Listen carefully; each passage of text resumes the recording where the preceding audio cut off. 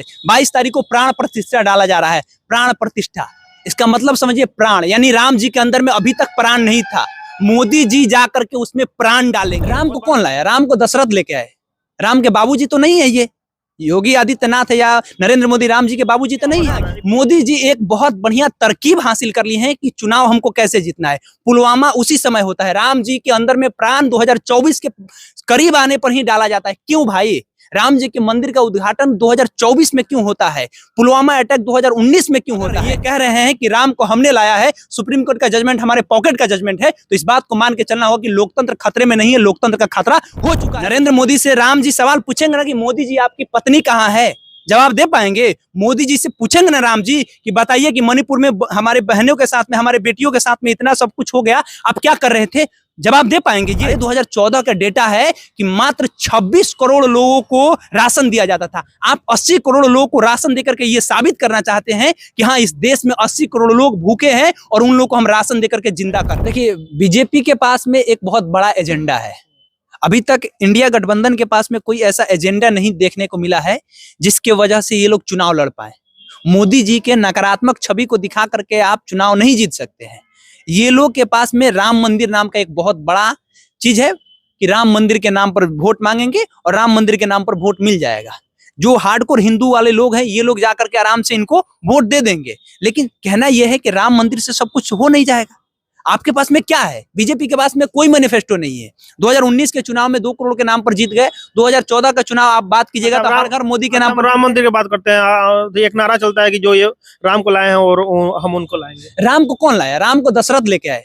राम के बाबूजी तो नहीं है ये योगी आदित्यनाथ है या नरेंद्र मोदी, राम जी के बाबूजी तो नहीं है। नहीं, बीजेपी से एक ट्वीट आया था, देखे थे आप, हाथ जोड़ा के चल रहा है। आप राम को लाए हैं, इसका मतलब ये कहना चाहते हैं कि सुप्रीम कोर्ट का जजमेंट आपके पॉकेट का है, सुप्रीम कोर्ट आपके हिसाब में चलता है। यानी कि जितने भी ये आज के समय में ईडी सीबीआई जिसके घरों पर रेड पड़ता है, इसका मतलब ये आपके जजमेंट के कारण होता है। आज तेजस्वी यादव की अगर गिरफ्तारी होने की बातें होती है, लालू यादव की गिरफ्तारी होने की बातें होती है, अरविंद केजरीवाल की गिरफ्तारी होने की बातें होती है, या संजय झा की गिरफ्तारी होने की बातें होती है, हेमंत सोरेन की गिरफ्तारी होने की बात होती है, स्टालिन की गिरफ्तारी होने की बातें होती है, इसका मतलब इन लोगों का जजमेंट पहले से तय रहता है।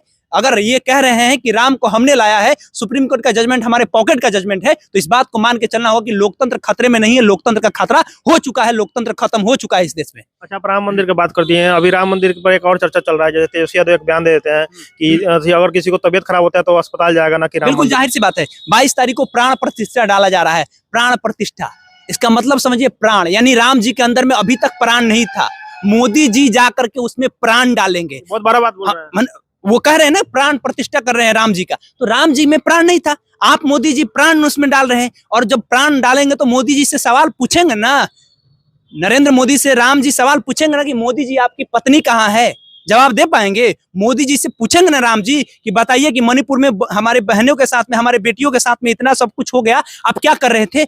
जवाब दे पाएंगे? ये आप बात कर रहे हैं इस तरीके से, उसी तरीके का राम राज लाना चाहते हैं इस बिहार में। इस बिहार क्रांतिकारियों की भूमि है, खास करके मोतिहारी क्रांतिकारियों की भूमि रही है। यहीं से, इसी स्टेशन से, स्टेशन दिखा दीजिए एक बार, इसी स्टेशन से महात्मा गांधी ने अहिंसा का शुरुआत किया था और नीलय जो खेती यहाँ पे होता था उसको सारा तंदुरुस्त किया था। तो आप समझिए इस चीज को कि जो लोग भी अगर जिनके पास में कोई विजन नहीं है इस देश के अंदर में, इस स्टेशन के बाहर चलिए, किसी भी आदमी से पूछिए मैनिफेस्टो का क्या मतलब होता है, आदमी को नहीं पता होगा।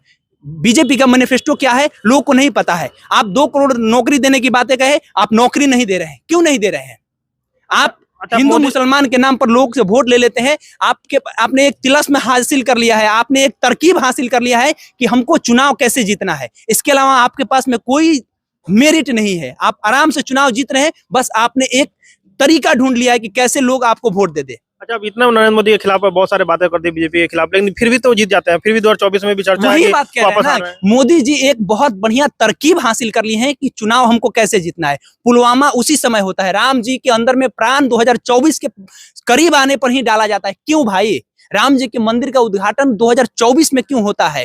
पुलवामा अटैक 2019 में क्यों होता है? और मोदी जी के लहर के नाम पर जाहिर सी बात है कांग्रेस से लोग उब गया था, मानते हैं। कांग्रेस से उस समय भी लोग उबा था, 1974 में जब इमरजेंसी लगा हुआ था उस समय भी उबा था, तो उस समय हटाया गया था राजनारायण को। उस समय में कहा जा रहा था कि प्रबल दावेदार है, और उस समय जेपी का मूवमेंट हुआ, सत्ता का परिवर्तन हुआ। लेकिन आज भी 2014 में कांग्रेस से लोग उबा था, इसलिए आज के समय में मोदी जी राज कर रहे हैं। लेकिन मोदी जी लगातार इस तरीके से काम कर रहे हैं, क्यों कर रहे हैं? जनता को बरगला करके आप सत्ता में रह जाइएगा तो इसका मतलब ये नहीं होता है कि आप सब कुछ सही कर लीजिएगा। जनता को बरगलाइए नहीं, एक सही मैनिफेस्टो पर चुनाव लड़िए। देश के आधी से ज्यादा आबादी युवाओं की है और वो युवा आज के समय में भूखे सो रहा है। आज निशिकांत दुबे कुछ दिन पहले कहे कि देश में 80 करोड़ लोगों को हम खाना खिलाते हैं, 5 किलो अनाज देते हैं। अरे 2014 का डेटा है कि मात्र 26 करोड़ लोगों को राशन दिया जाता था। आप 80 करोड़ लोगों को राशन देकर के ये साबित करना चाहते हैं कि हाँ, इस देश में 80 करोड़ लोग भूखे हैं और उन लोगों को हम राशन देकर के जिंदा कर रहे हैं। आप एक तिलिस्म हासिल कर लिए, इसके अलावा आपके पास में कुछ नहीं है मैनिफेस्टो।